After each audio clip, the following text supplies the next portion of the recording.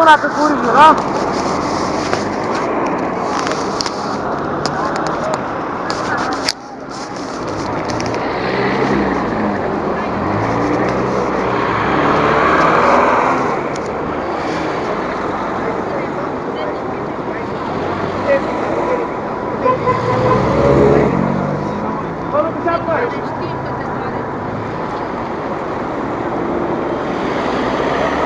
Bună treabă! Domnul! Am lăsat telefonul, vă rog. Domnul, cum dracu dumneavoastră vorbesc? Dacă facem... Telefonul rămâne la mine. Închideți telefonul în momentul ăsta, faceți testare, îi văruți după aceea, da?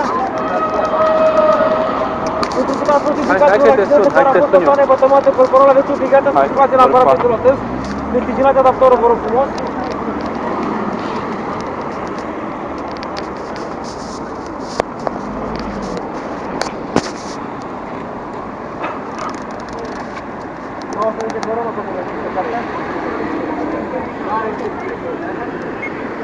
Bună, doamna Giulie, ia-ți legătura, pentru că a fost îndrumat să meargă cu el acolo la Dorari.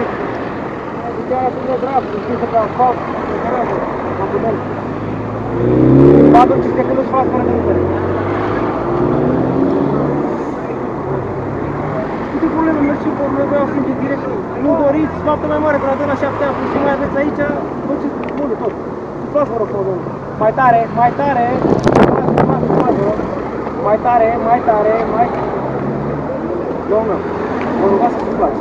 Faceți 2-3 exerciții de la mine. Da? Haideți, faci acum asta, înțeleg că tine are.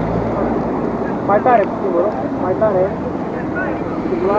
Suflați. Am rugămintea. Apucați adaptorul, nu uitați așa. Ori persepenea, da? Așa am fost și... Haideți, apucați-o, introduceți-o în gură, vă rog. Suflați. Mai tare, vă rog. Suflați. Gata. Recepție.